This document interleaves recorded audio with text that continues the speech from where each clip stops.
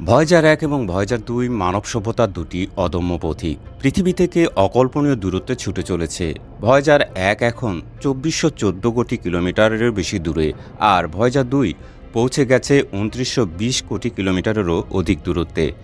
এই যমজ মহাকাশযান যেন মহাকাশের অতল গহ্বরে নিজেদের অস্তিত্বের অমর গল্প লিখে চলেছে। শক্তি সংরক্ষণের জাদুকরী কৌশলে তারা এখনও টিকে আছে, মানুষের হাতে নির্মিত সবচেয়ে দূরবর্তী বস্তু হিসেবে অবিশ্বাস্য রেকর্ড গড়ে চলেছে।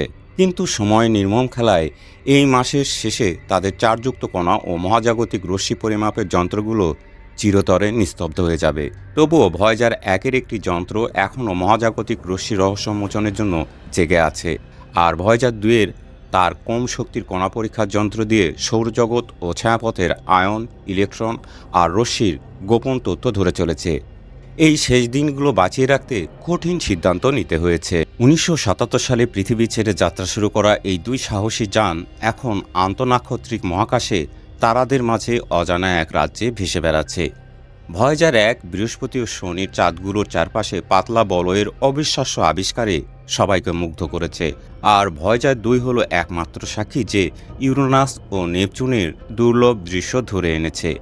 এই দুই মহাকাশযানের হৃদয়ে এখনও ৩টি করে যন্ত্র ঢুকছে, সূর্যের প্রতিরক্ষামূলক ঢাল আর মহাকাশের অসীম বিস্তৃতি অধ্যয়নের জন্য।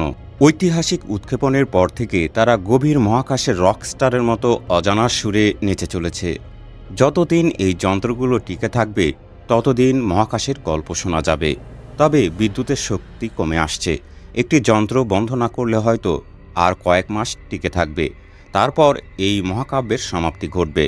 ১০টি বৈজ্ঞানিক যন্ত্র নিয়ে যাত্রা শুরু করেছিল এই দুই যান।